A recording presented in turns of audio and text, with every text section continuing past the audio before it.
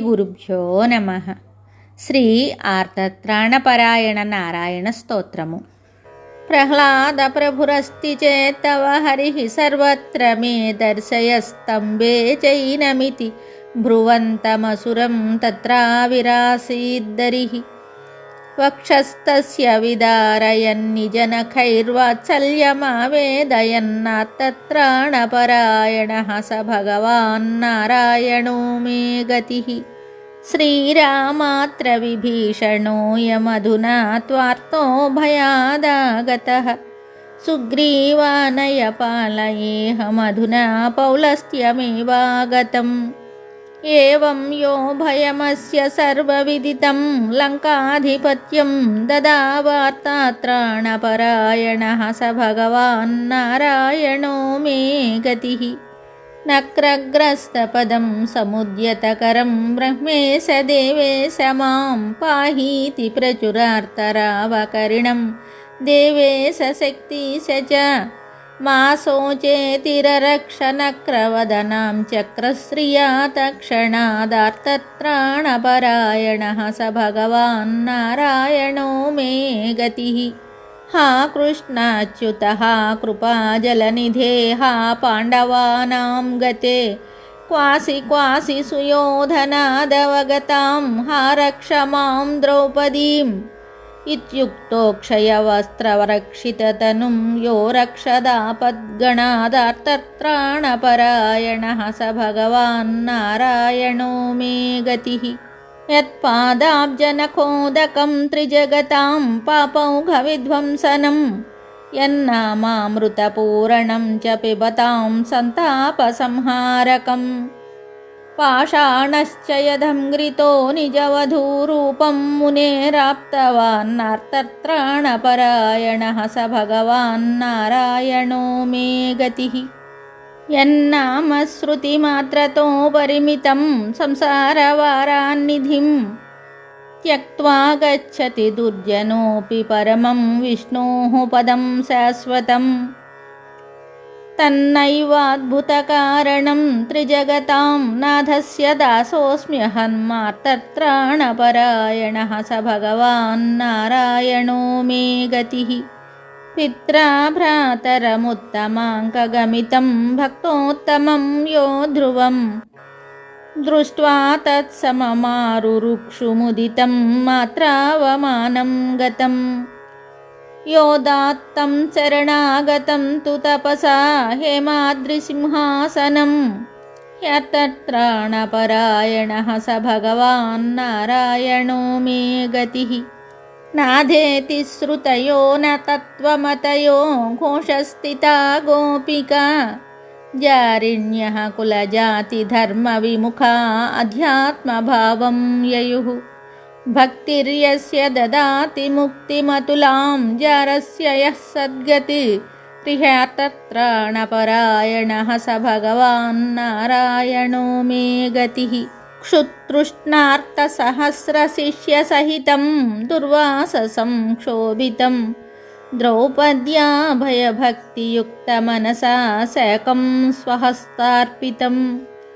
భుక్త్వా తర్పయదాత్మవృత్తిమఖిలామావేదయన్ యః పుమాన్నార్తత్రాణపరాయణః స భగవాన్నారాయణో మే గతిః. येनाराक्षिरघूत्तमेन जलधेस्तीरे दशस्यानुजस्त्वायातं शरणं रघूत्तमविभो रक्षातुरं यामिति.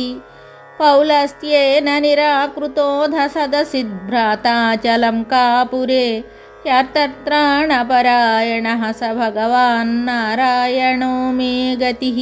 येनावाहि महाहवे वसुमती संवर्तकाले महा लीलाक्रोडवपुर्धरेण हरिणा नारायणेन स्वयं.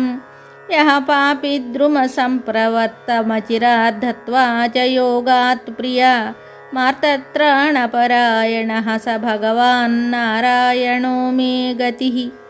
योद्धासौ भुवनत्रये मधुपतिर्भर्ता नराणां बले राधाया अकरोद्रते रतिमनः पूर्तिं सुरेन्द्रानुजः. यो वा रक्षति दीनपाण्डुतनयान्नाधेति भीतिं गता नार्तत्राणपरायणः स भगवान्नारायणो मे गतिः।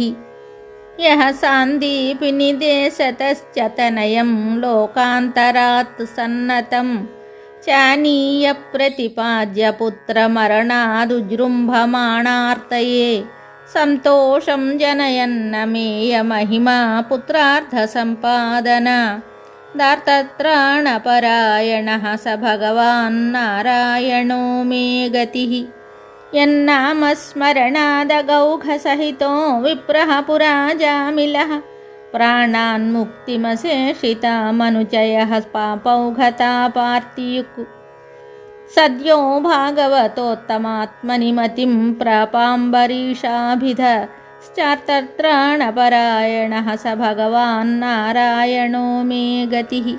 यो रक्षद्वसनादिनित्यरहितं विप्रं कुचैलाभिदं दीनादीनचकोरपालनपरः श्रीशङ्खचक्रोज्ज्वलः तज्जीर्णाम्बरमुष्टिपात्रपृथुकानादाय भुक्त्वा क्षणादार्तत्राणपरायणः स भगवान्नारायणो मे गतिः। यत्कल्याणगुणाभिरामममलं मन्त्राणि संशिक्षते यत्संसेति पतिप्रतिष्ठितमिदं विश्वं वदत्यागमः यो योगीन्द्रमनः सरोरुहतमः प्रध्वंसविद्भानुमानार्तत्राणपरायणः स भगवान्नारायणो मे गतिः।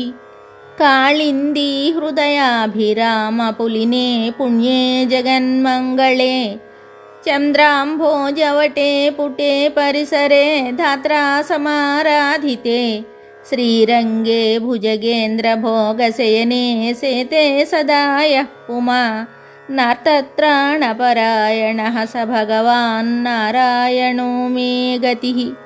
वात्सल्यादभयप्रदानसमयादार्तार्तिनिर्वापणा दौदार्याधगशोषणादगणितश्रेयः पदप्रापणात् सेव्यः श्रीपतिरेव सर्वजगतामेते हि तत्साक्षिणः प्रह्लादश्च विभीषणश्च करिराट् पाञ्चाल्यहल्या ध्रुवः इति श्रीमच्छङ्कराचार्यविरचितं श्री आर्तत्राणपरायणनारायणस्तोत्रं सम्पूर्णं शुभम्।